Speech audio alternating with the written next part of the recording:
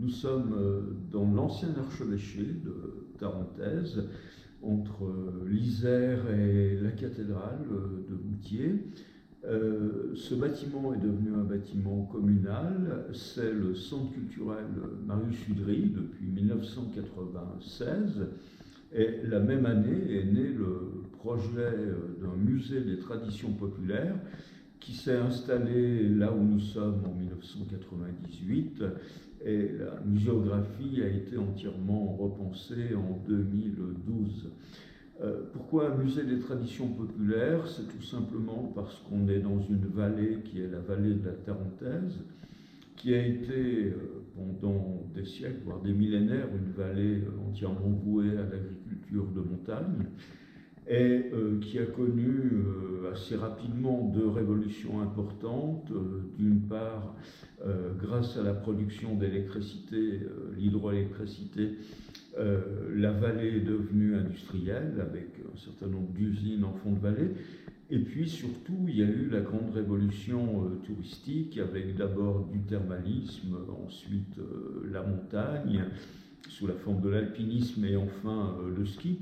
Donc aujourd'hui, c'est essentiellement une vallée touristique, 40 000 habitants permanents, plus de 300 000 lits touristiques. Donc c'était important de garder la mémoire, alors une mémoire indirecte, puisque nous, ce que nous faisons, c'est rassembler les objets, mais notre travail, c'est justement de redonner vie et de donner une parole à ces objets, soit sous la forme d'un certain nombre de panneaux qui guident le visiteur dans ce musée, ou le travail des guides lors des visites guidées. Donc notre activité principale, voilà, c'est de dire, à partir de ces objets qui n'ont peut-être pas tous été fabriqués dans la vallée, mais qui en tout cas ont tous été utilisés dans la vallée. Il n'y a pas si longtemps, parce que souvent c'est un peu dépaysant, mais en réalité, il y a 50, 60 ans, tous les objets qui sont dans le musée étaient encore utilisés assez couramment. Leur redonner vie et, grâce à ces objets, dire ce qu'a été la vie des gens qui vivaient dans cette vallée, avec une agriculture assez spécifique qui est l'agriculture de montagne.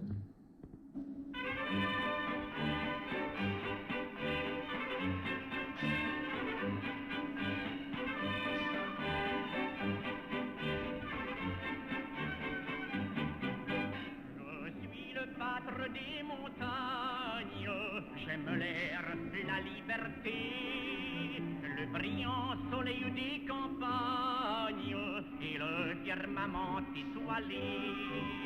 J'ai pour parler une chaumière où sans souci du lendemain, le soir en guise de prière, j'entonne ce joyeux refrain. Oh, trolololo, iti, ulala, trolololo,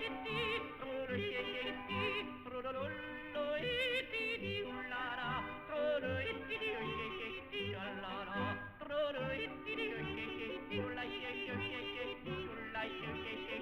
ulala, trolololo, ulala, trolololo, iti, ulala, trolololo.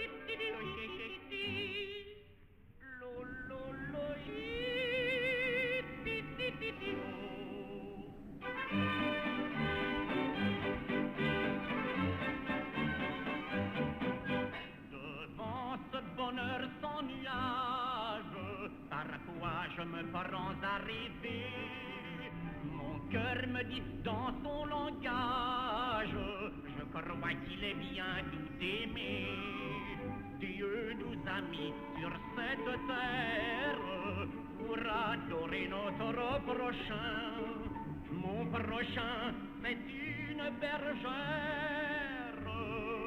Je l'attends sur ce gai refrain.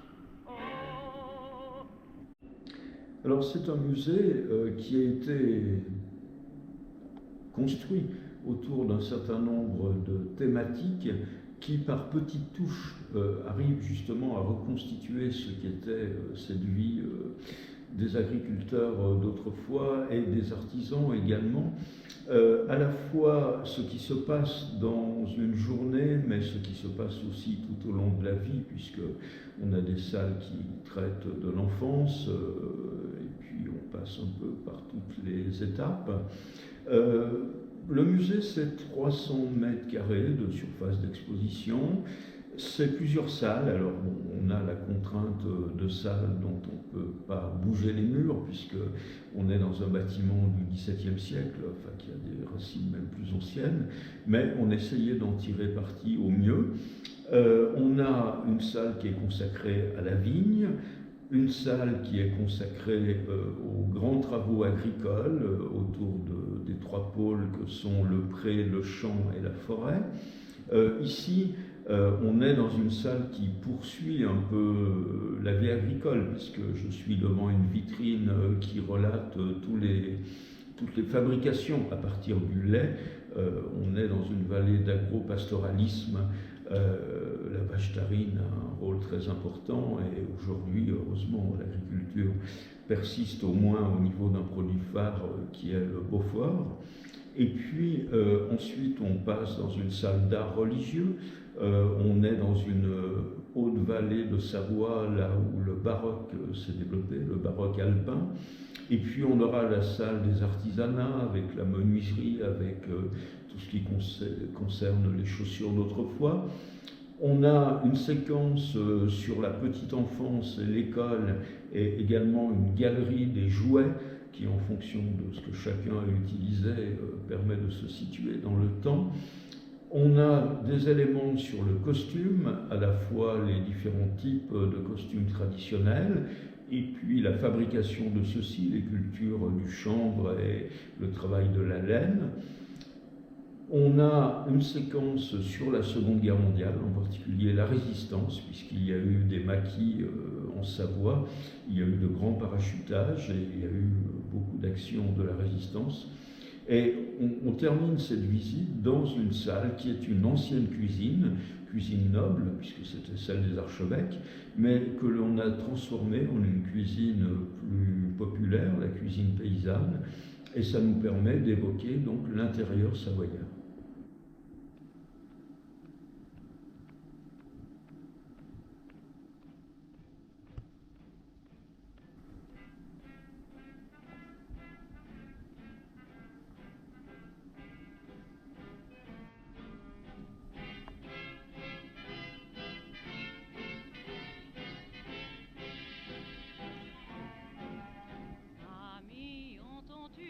Vol noir des corbeaux sur nos plaines.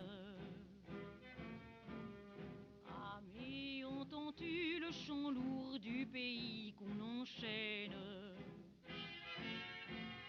Oh, et partisans, ouvriers et paysans, à vos armes.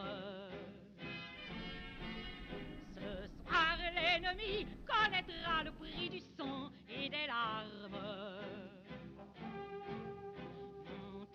De la mine, descendez des collines, camarades. Sortez de la paille, les fusils, la mitraille, les grenades.